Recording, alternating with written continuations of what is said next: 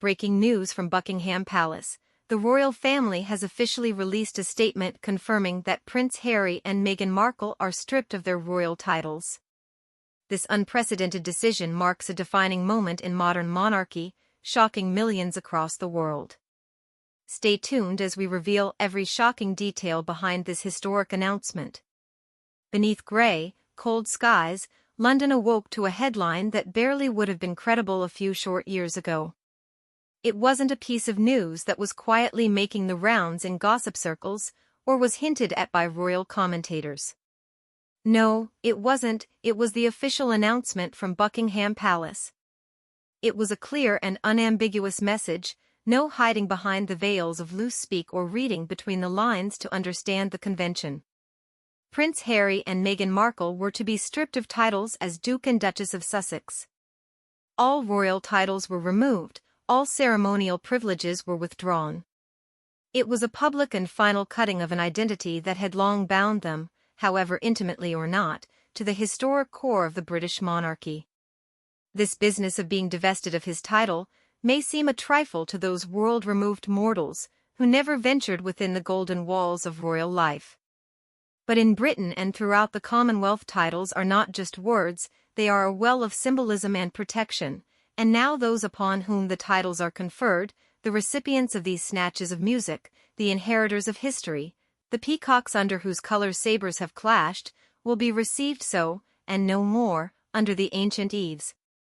They embody promises not of a king in one generation but the power of a crown through other kings before and after.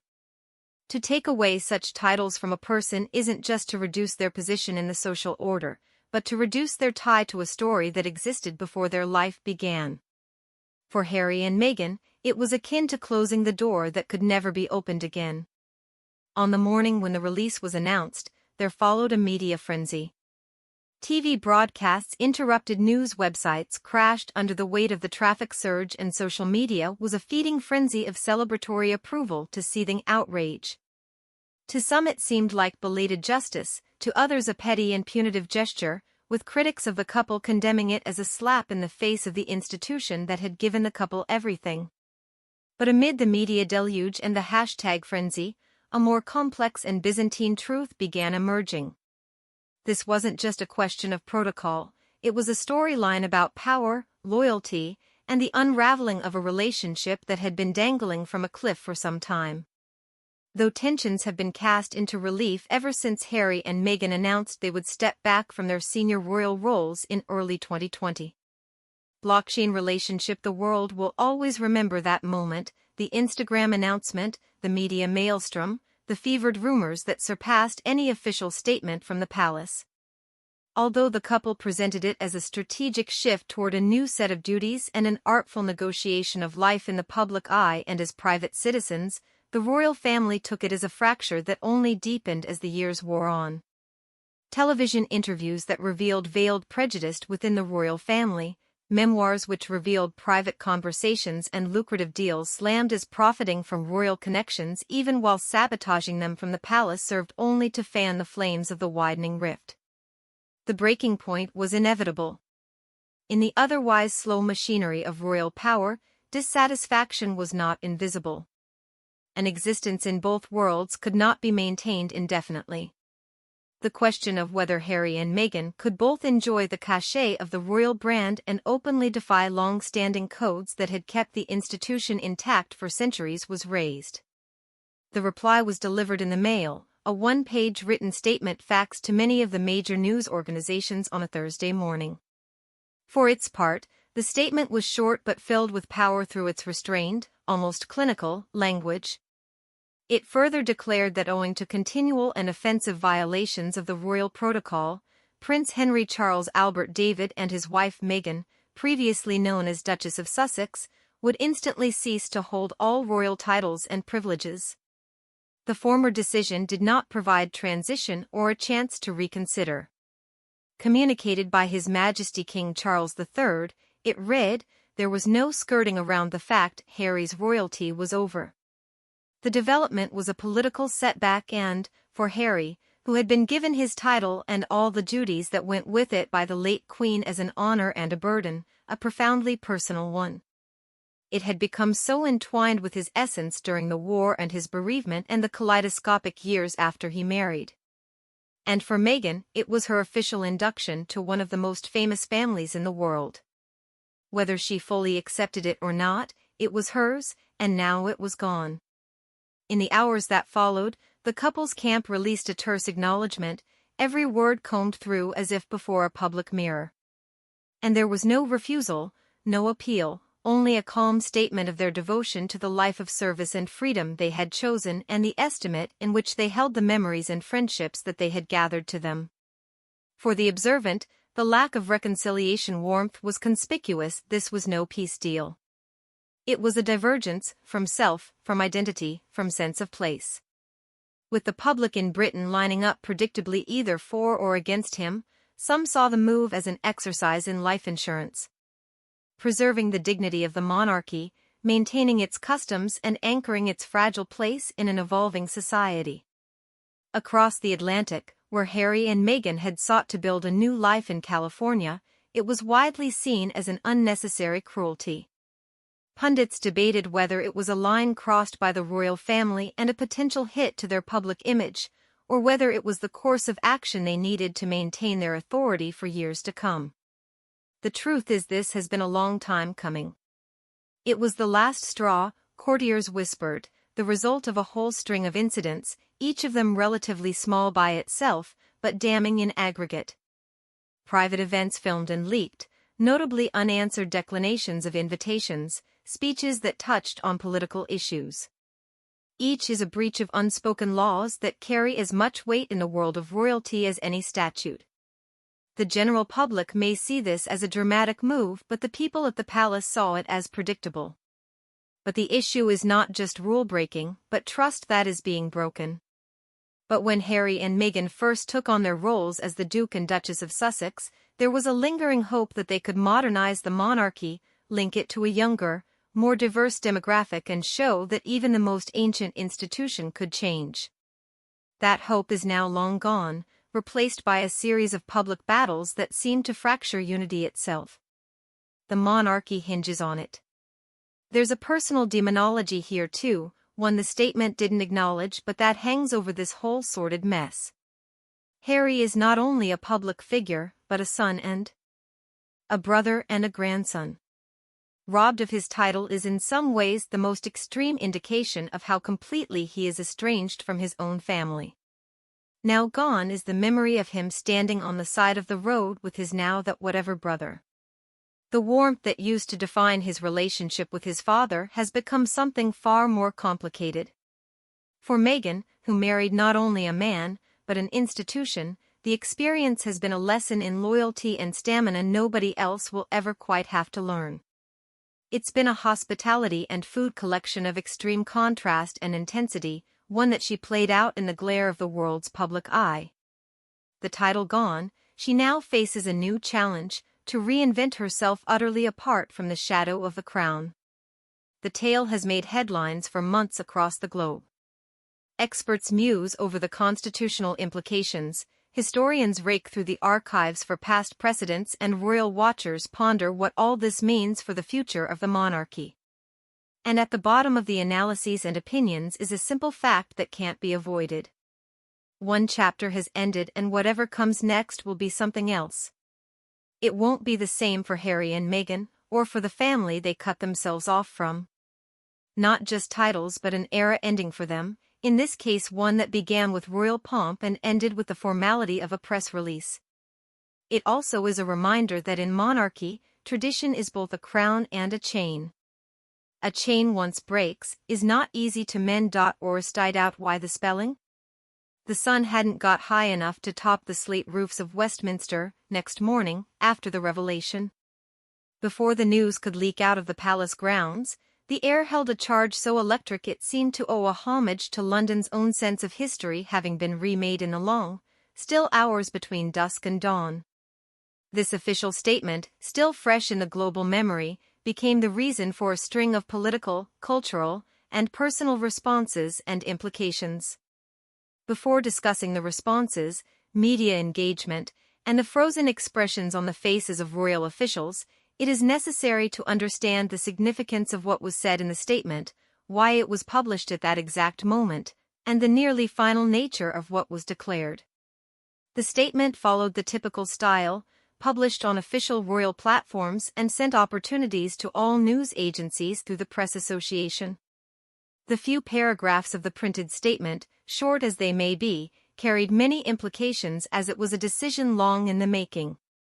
It began with the typical solemnity characteristic of palace communications. After extensive consideration and repeated disregard for long-standing royal traditions, His Majesty the King has reached a final decision. What followed next in terms of statements felt like a sharp cut, the kind that had no cushioning words or emotional inflections or impossibly small suggestions that there could be some reconciliation reached.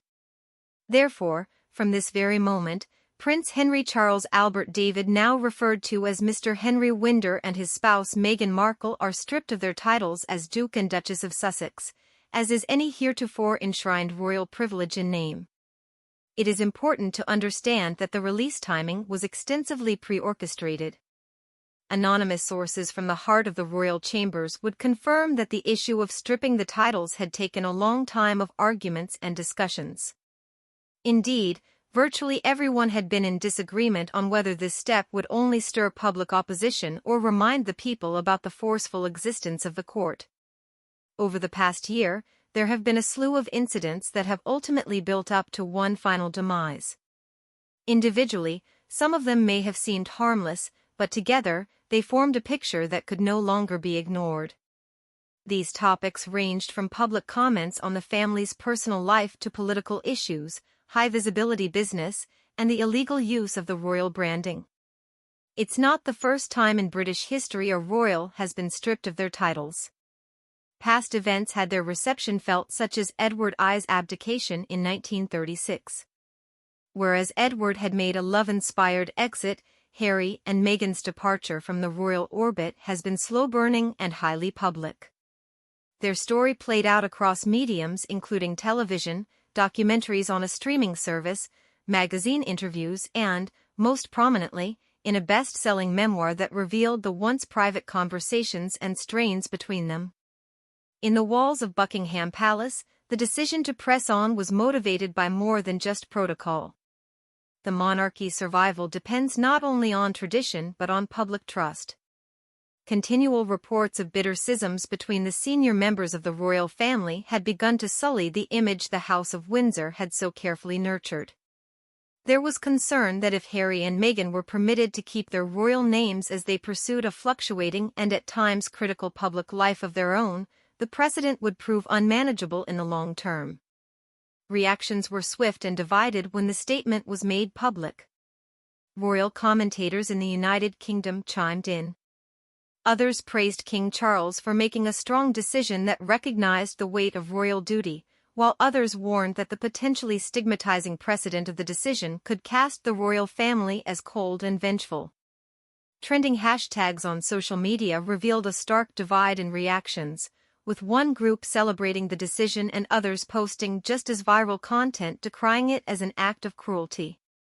And across the Atlantic, reactions on both sides of the transatlantic rift were characterized by shock, disbelief, and a sense among many Americans that the stripping of titles was an unnecessary humiliation, a parting snub to Meghan after her years being pursued by intense media attention.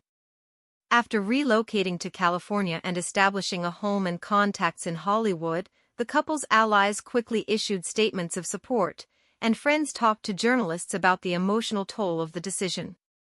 A few also argued that the moment might be one for Harry and Meghan to start a new chapter in their public life separate from the institution of the monarchy. Meanwhile, and away from the public narrative, another story was playing out. That decision not only removed ceremonial differences but also created a permanent chasm between Harry and the family in which he had grown up. The palace, and all of its traditions and rituals, sent a message loud and clear.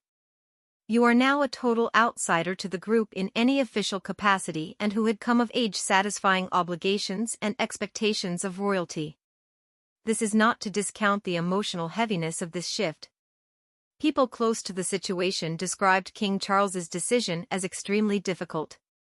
Although there was a widely held view of an estranged relationship between father and son, attempts had been made, mainly by Charles, to maintain open lines of communication. Instead, the attempts increasingly devolved into tense negotiations, mistrust and mutual exasperation, according to the coverage. It was seen as more about protecting than punishing. Protecting the monarchy's customs and, possibly, Charles's own sense of order in a fast-changing royal landscape. Regardless, there was nothing symbolically de-emphasizing about titles, and this move was destined to be remembered for years. Titles in the British monarchy are more than just symbolic, they stand for service provided, memories lived and, in the case of the royal family, the creation of a sense of belonging. It is not a small or consequence-free thing to remove these titles. The mechanics of it are quite uncomplicated. Titles are created and revoked at the discretion of the reigning monarch. But the implications are both more emotional and more political than simple legality. In the hours after the announcement, TV channels broadcast old footage of the wedding of Harry and Meghan. Viewers were whisked back to the day in 2018 when the couple emerged from St. George's Chapel in Windsor to cheers from thousands, newly dubbed the Duke and Duchess of Sussex. Back then, it seemed to be a new age for the monarchy, a symbol of modernity, of diversity, of potential. Now, that acknowledgement has been removed, deleting the official recognition of that historic moment. This was myriad losses tangled together for Harry, lack of his mother, the drift from his brother, and the unraveling of his place in an institution that had both shielded him and hemmed him in. For Meghan, it was another public reminder that this world had never quite fully welcomed her. The monarchy, by contrast, was taking a gamble. In doing so, they hoped to maintain their dignity without irrevocably alienating a younger and more skeptical audience. Whether this gamble would pay off would become apparent in the days to come, but the one thing that was instantly clear was, the monarchy had spoken and it was over. The titles had been relinquished. The bridge had burned as the world looked on the smoke rising from the remains of a relationship that had so much potential before it became yet another thing that divided us. In the days after the announcement, attention pivoted away from the detached language in the statement to the tally of alleged violations of royal protocol, charges that had been mounting up like incriminating evidence in the background. These things might have seemed non-related to an outsider. But in the carefully layered world of the monarchy, everything was a matter of what you did, or didn't do, what you said, or didn't say, what you weren't supposed to do in the first place. Within the palace, however, these were not mere missteps but clear decisions made with eyes wide open about the expectations that had been established from the beginning. One of the first breaches, according to insiders, was traced back to a high-profile interview conducted without the palace's prior approval. While in most families it perhaps may not matter, for the royals, one's personal opinion expressed on television, interview or not, is a personal decision, and for senior members, every public appearance is vetted and coordinated. That is because institutions have an interest in not only protecting the reputations of the faculty and staff for the work that they've done, but also to protect the institution from being mired in political quagmires or personal scandal. In this interview, comments were made on subjects that the palace had hitherto endeavored to avoid. Those words resonated far beyond their intended targets, leading to days of bad publicity and pushing palace press officers into a round-the-clock damage limitation operation. A second one came from visiting an organization whose politics are considered delicate. Although strong reasons of principle militated against such a presence, their attendance was regarded as potentially lending endorsement to a particular public policy position. Our advice was ignored and they went, and that was how they found their smiling faces paraded in the press. This was not just seen as social behavior but a public display that threatened the monarchy's age-old policy of political impartiality. In Britain, where the central authority of the crown is rooted mainly in symbolic solidarity above political divisions, the couple's involvement in commercial affairs created widespread unease. As they stepped back from their full-time royal positions, measures were taken to stop their royal titles being used directly to make money. The titles were conceived as badges of honor connected to service, not marketing tools. But once they had signed lucrative contracts with a number of bodies including streaming platforms, publishers, and corporate sponsors, the promotional materials and press releases started making a big deal of their royal status.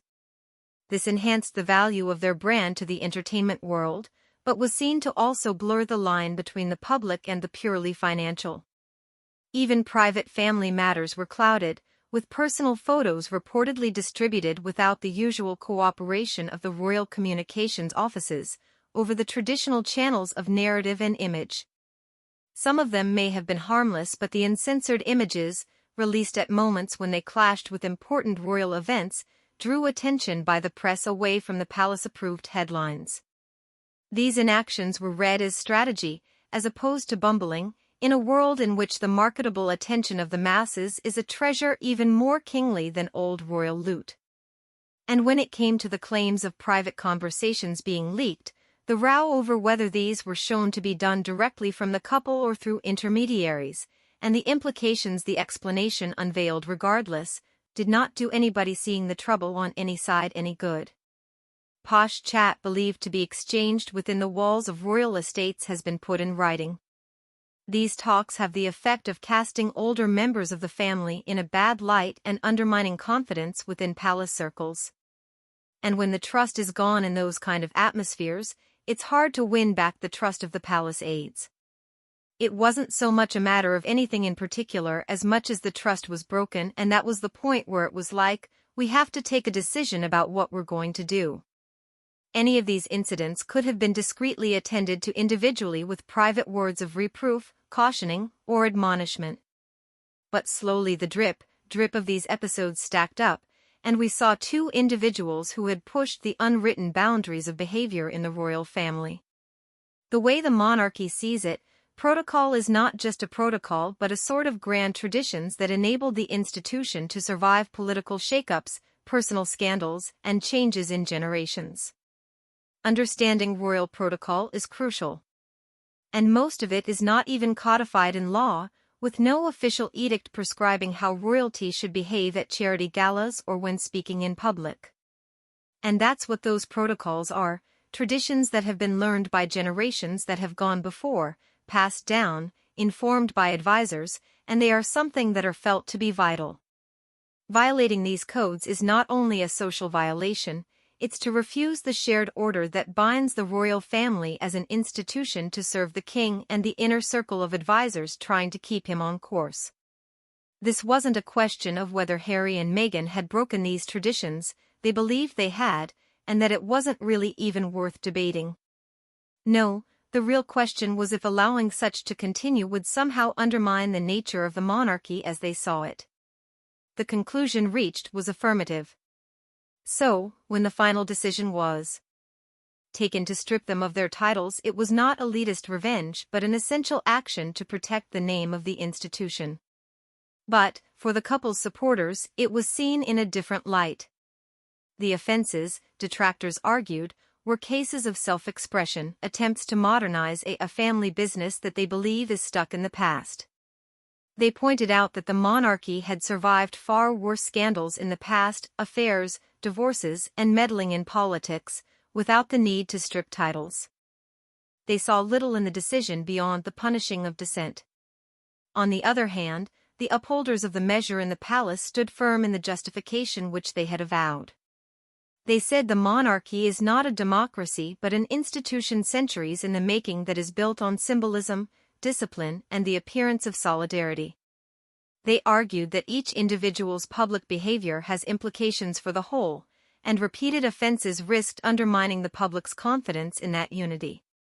In the current age of dwindling public confidence, the cost of doing nothing was judged as too high. Importance: the announcement notably did not mention pardoning or a path to reinstatement. This was not a small break, but the real deal, a line in the royal sand.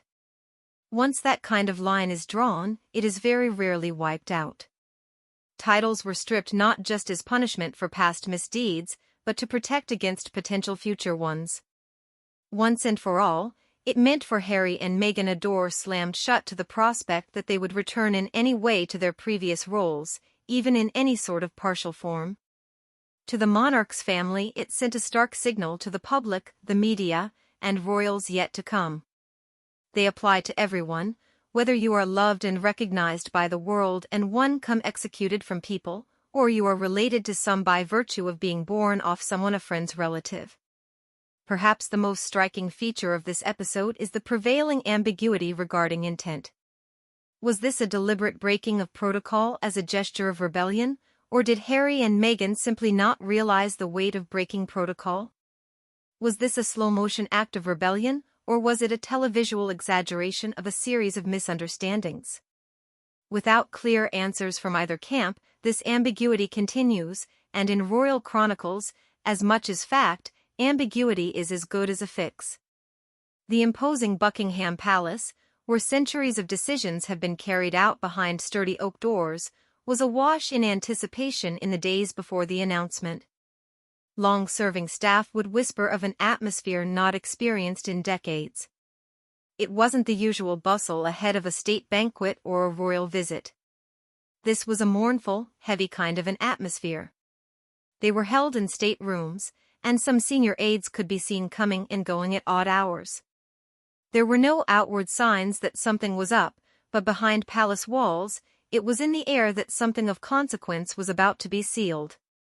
King Charles was meeting with a small group of loyal advisors and family members to address a burning question that had hung over the firm for months: should Harry and Meghan be stripped of their titles?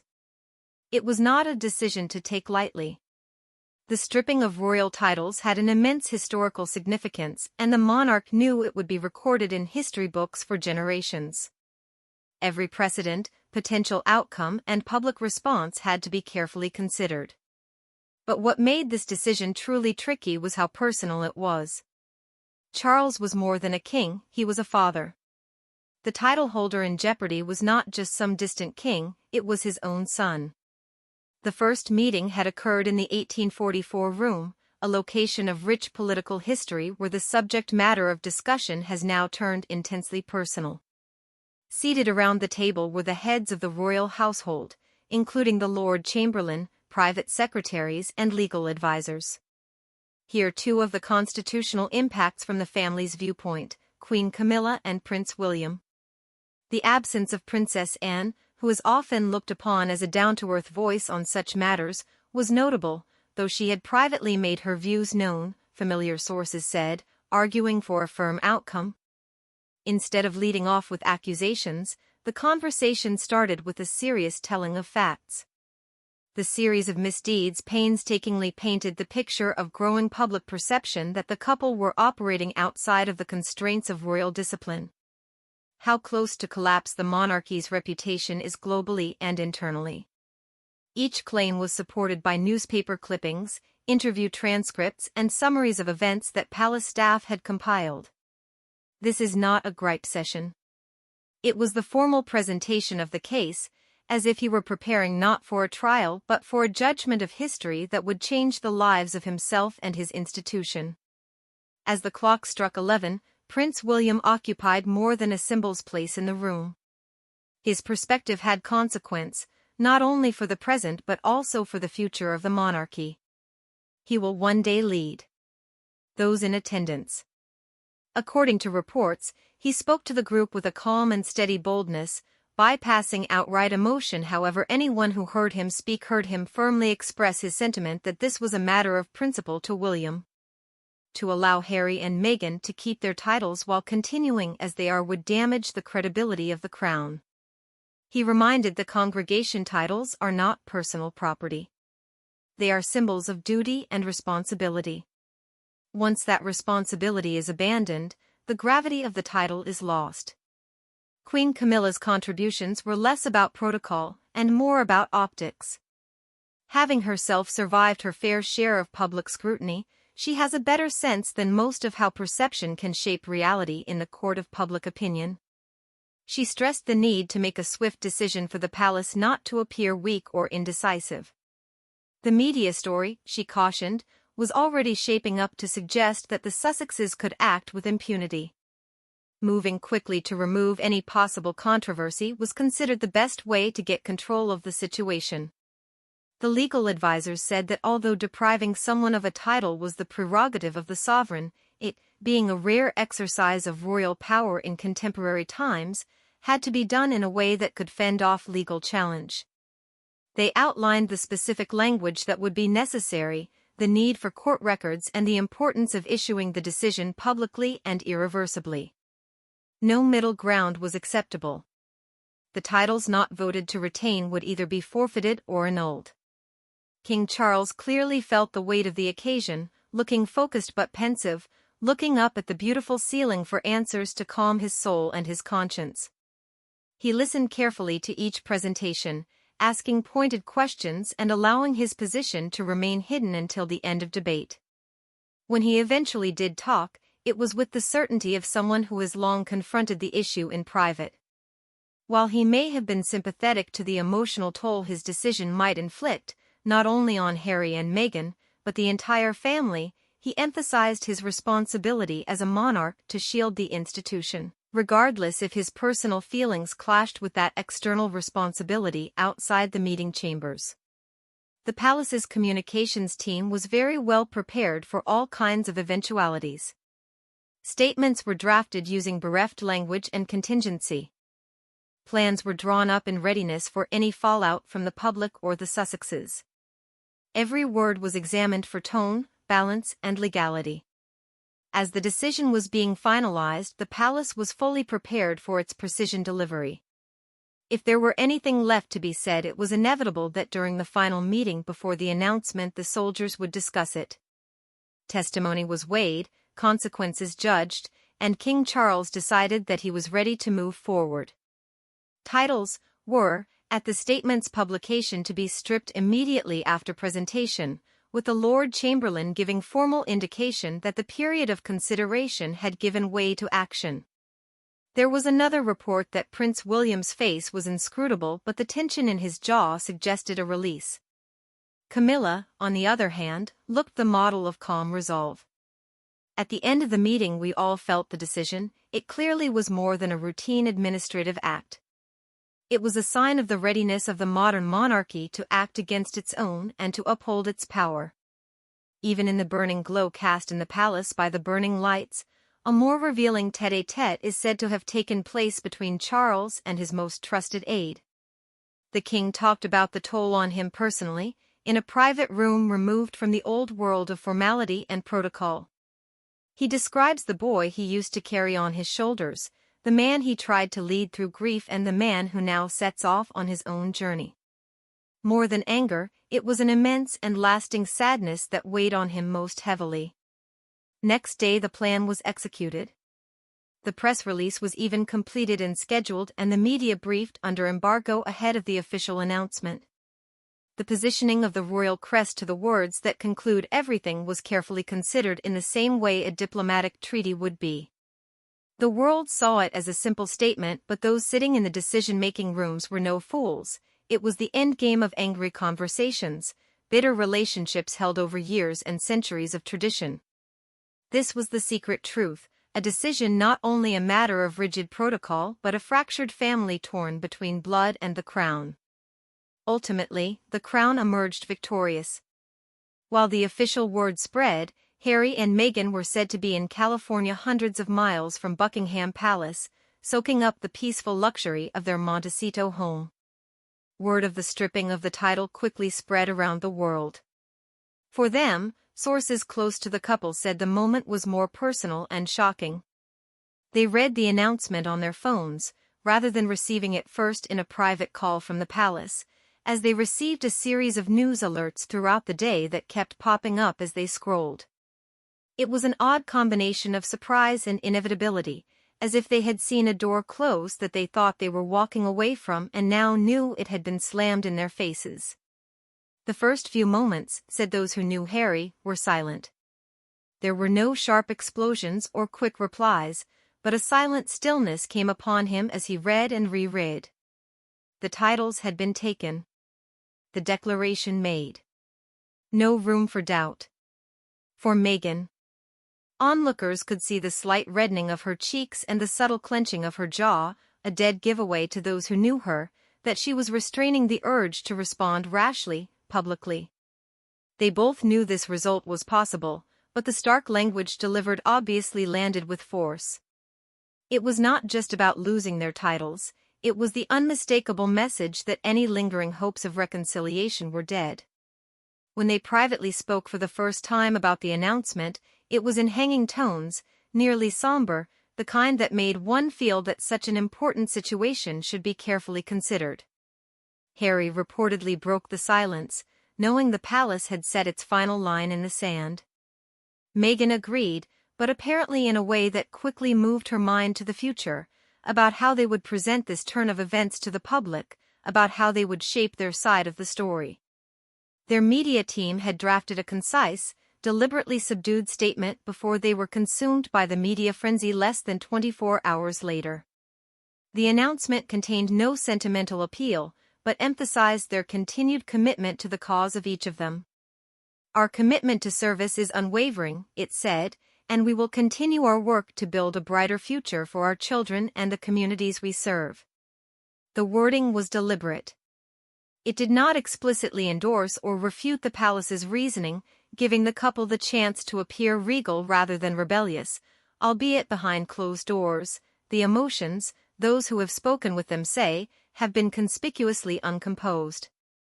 Harry especially seemed torn between rage and resignation. In the years since, he had danced back and forth between his royal gift and his desire for independence. His titles were not scrubbed entirely away. He was still a son of a king and brother of an heir. But this shift did cut one of the few official ways between him and his life before.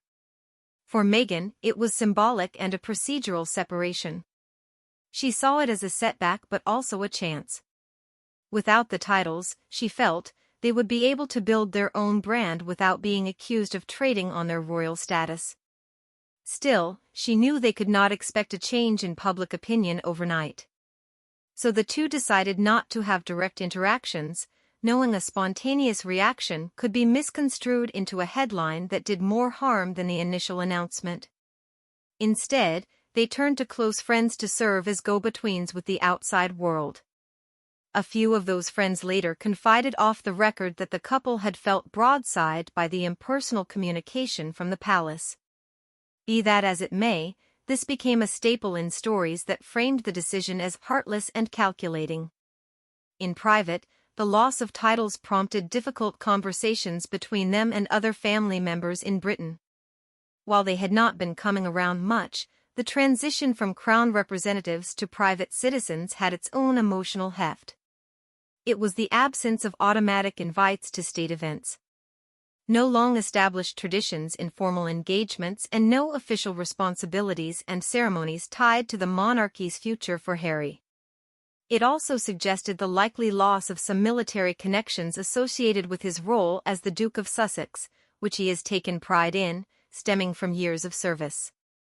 The couple's supporters reacted in force on social media accounts sympathetic to the couple, where there was swift outrage, patriotism, condemnation of the family and accusations that the action had been vindictive, and citing instances in which other royals had kept their titles after drawing similarly negative attention.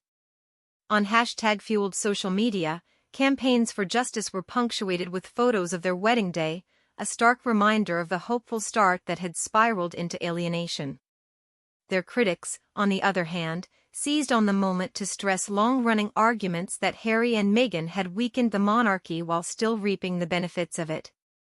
Each side seemed even more dug-in than before, once again leaving the couple at the center of a global cultural gulf. Meghan, even more so than Harry, seemed prepared for this split in public opinion. As an engaged woman, she had gotten extreme reactions already, and she knew that no matter what sort of communiqué they issued, some people wouldn't be swayed. Instead, she focused on the potential rewards, control over their image, freedom to pursue ventures without palace oversight, and, perhaps most significant, freedom to totally recast their public identity. Some of their team suggested this could be an inflection point, an opportunity for them to step fully into their roles as activists, philanthropists and media producers unshackled by the demands of the royal family. Still, the personal price had been plain. Friends told me that Harry had spent many nights agonizing over the choice, replaying moments in his head from the previous years, allowing conversations with his father to fester without resolution. He and his brother. The circumstances between them had been blah in quite some time. Their titles removed, it was as if an official endorsement of the ever-increasing space between them. It was one thing to live apart from the institution, now that distance had been proclaimed by official decree to the world. In the weeks that followed, the two kept their public decorum, attending a few events and working on various projects. But there was a real sense of change in the air.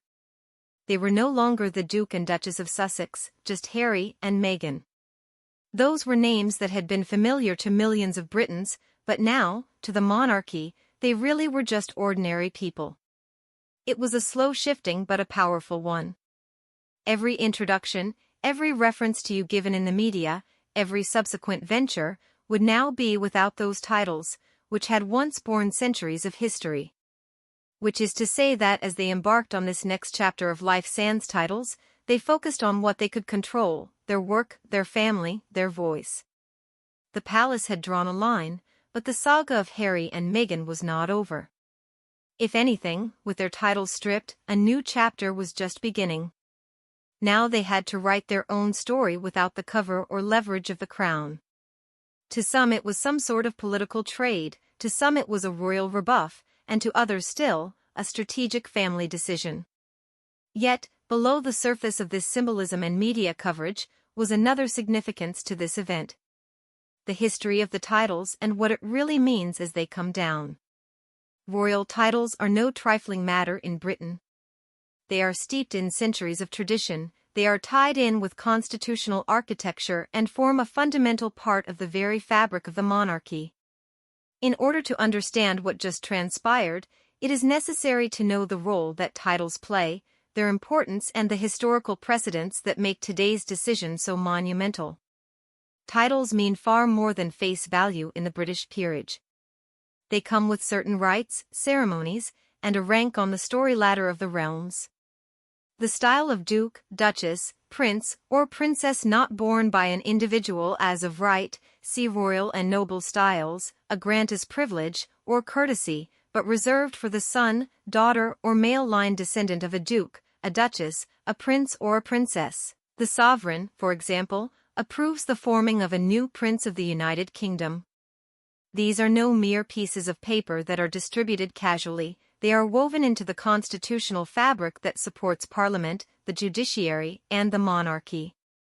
When the king grants a title, it is an act of generosity, but at the same time an obligation, a moral obligation that the receiver assume a certain ethos of conduct.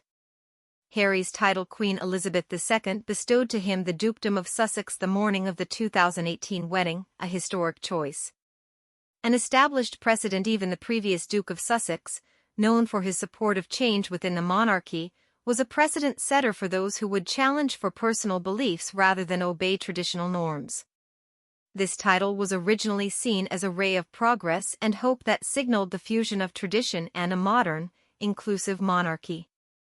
And as for Meghan, becoming the Duchess of Sussex was an induction into a world that had long been closed to those who weren't part of the established circles.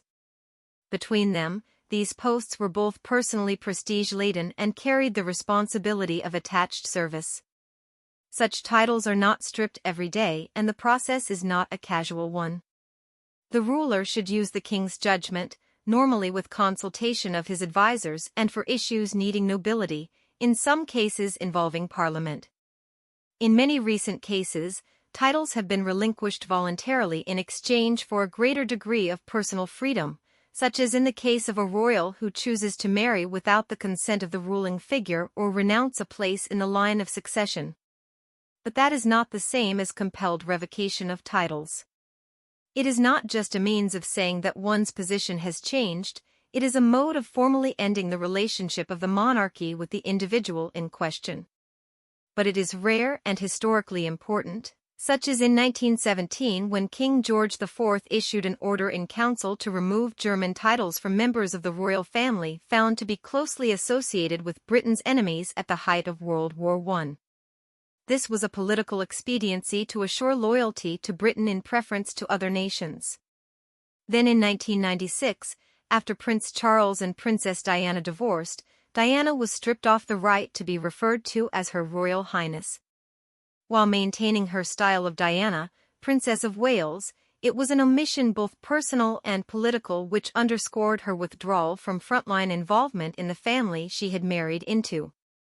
Though they are of course unusually famous and royal, the removal of Harry and Meghan's titles doesn't clearly fall into the category of xenophobic and/or contrary to national and/or diversity self-interest, because the factual interactions at stake don't lend themselves comfortably to either of these categories. They did not give up a throne, defect to a foreign enemy or vanish into obscurity through divorce.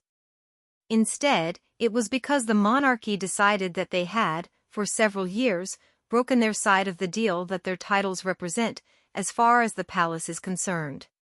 We don't carry titles as swords to wield in direct opposition to the university. They are honorary titles awarded based on an essential alignment with the crown, and once that alignment is broken, the titles become meaningless.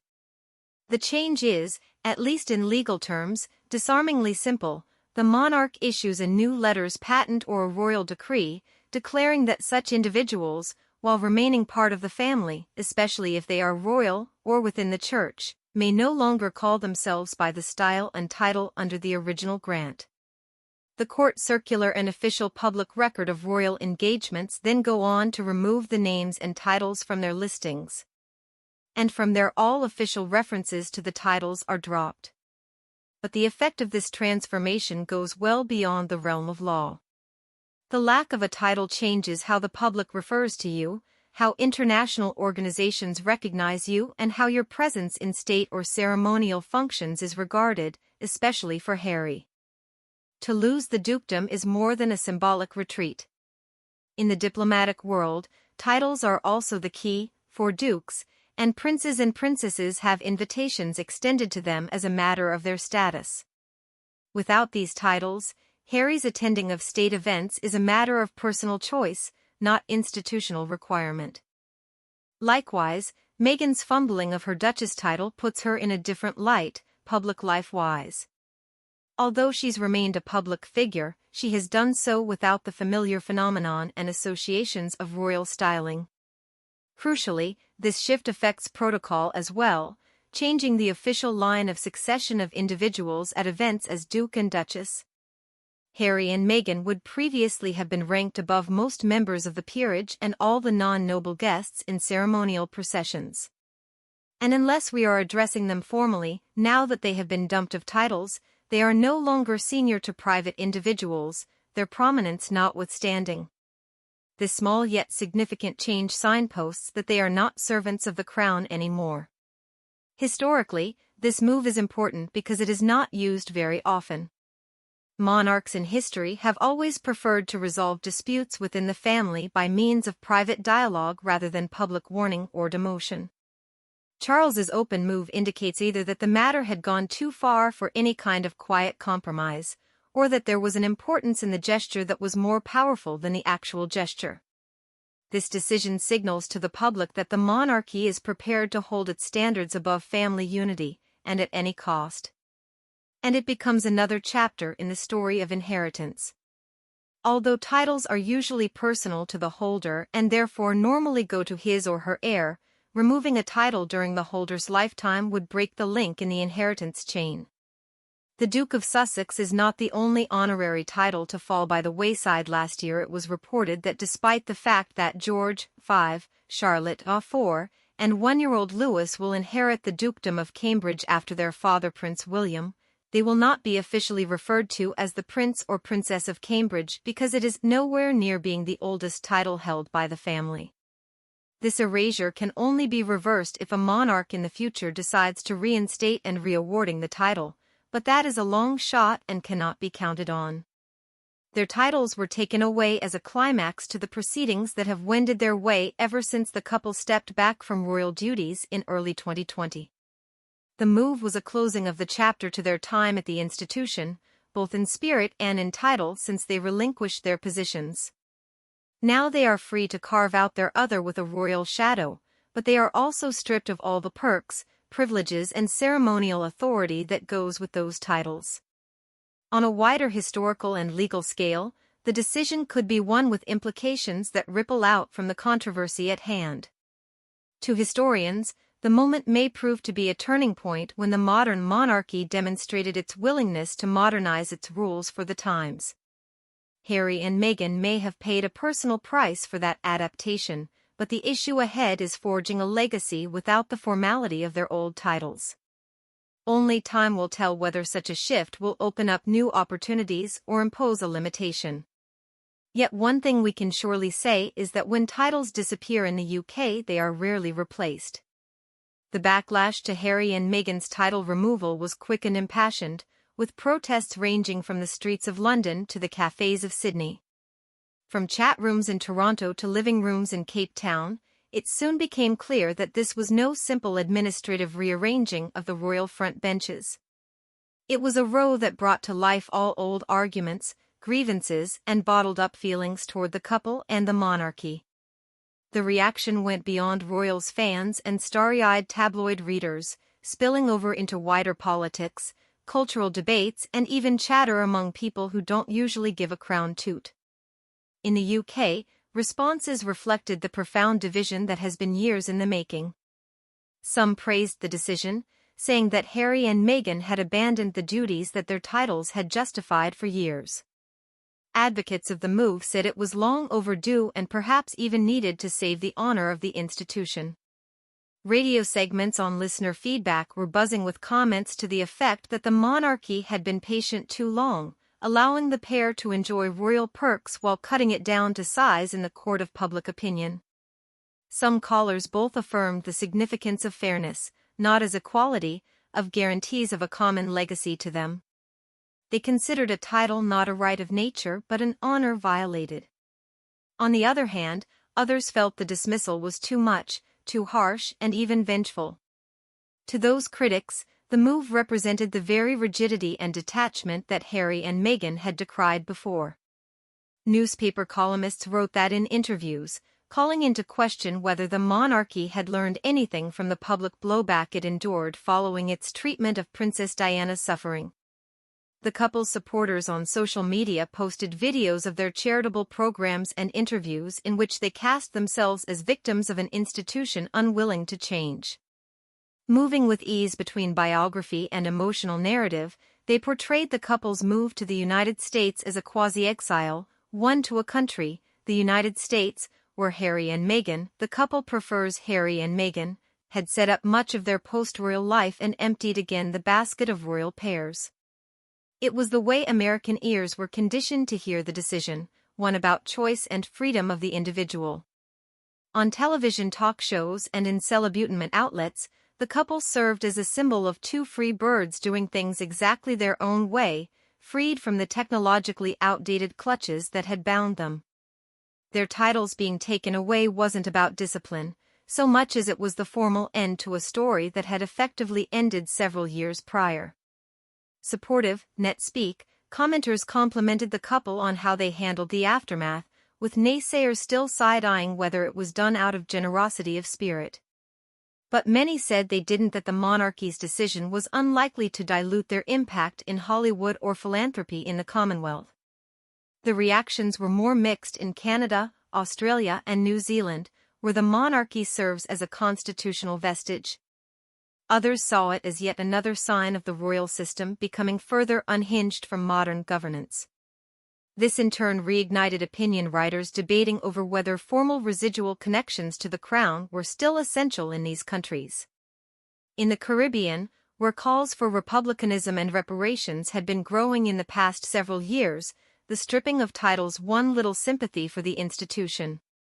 Instead, several analysts focused on the irony of a monarchy that would police the behavior of its members but still deflect more profound responsibility regarding its own historical actions.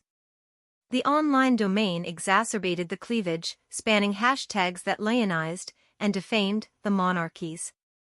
The battle played out online on social media, where influencers and commentators dissected every part of the palace's moves.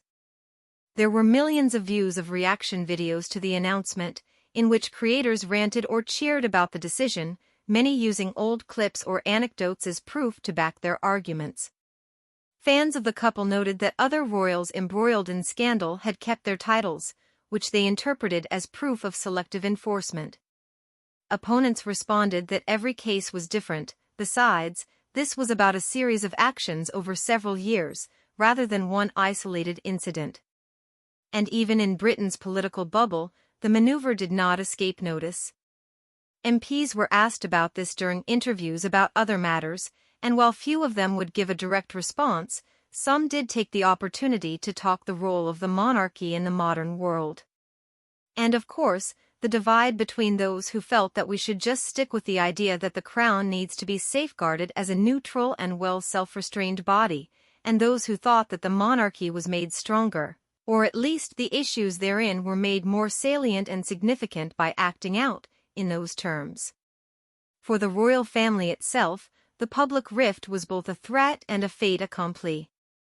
They had assumed that the decision was never going to be about any kind of unanimity. Nothing Harry and Meghan did was likely to bring that about. Rather, the question was how to draw boundaries and prepare for the repercussions. Palace aides knew that the response would be mixed, not uniform. What they were betting on was that the storm of the initial scandal would pass, and something of a new normal could be established. Despite the official stance, the voluminous debate illustrated just how embedded Harry and Meghan's story had become in the cultural consciousness. They ceased to be only members of the royal family, they became symbols in a wider world debate about tradition, individuality, race, the news cycle.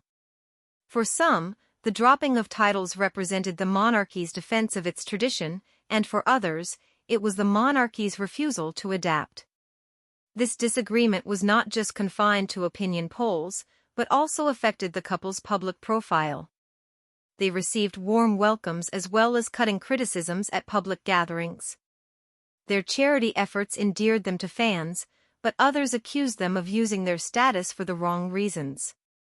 Titles were lost, and this loss became a recurrent part of their introductions to the public and media, affecting how every other act they would take would be seen. Ultimately, the public divide wasn't really over whether to side with the monarchy or with the couple, but over what the symbols they represented meant for the spectators. The decision reminds that institutions can endure by enforcing their norms on one group of people, while it reminded others that even celebrated symbols of change can be cut down if they refuse to bend to the prevailing winds of conformity. It was a crystallizing event that established a line while also offering a view of a fractured society when it comes to the role of royalty in the 21st century. The public relations and symbolic value of Harry and Meghan losing their titles was substantial, but the financial implications were more grounded and equally damning. Titles in this, our modern age, no longer come with large estates and often entitlements, yet they are worth huge sums of money in terms of association, influence, and respect. A duke or duchess isn't just a title, it's also a qualification that can open corporate doors, land high-profile speaking gigs and lucrative media and publishing deals, and forge lucrative philanthropic partnerships. Without those titles, the couple's star power in the marketplace would naturally change and the impact was felt right away. Even before Harry and Meghan withdrew from their senior royal roles in 2020, they were heading toward a post-royal life fueled more by commercial ventures than public funds. Although presented as in quest for autonomy, in reality their royal status still had a substantial impact on the business arrangements that they were able to make. The reasons behind their partnerships with Netflix, Spotify, and their forthcoming book from Harry were all sold to the public partially on the strength of its connections to the world's most famous royal family.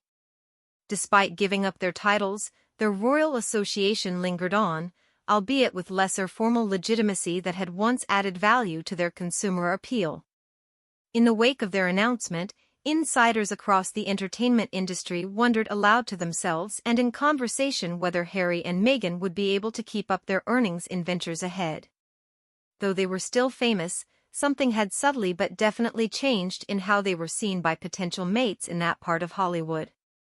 Appearing at events as the Duke and Duchess of Sussex lent a weight that simply using Harry and Meghan's recognizable names could not have achieved.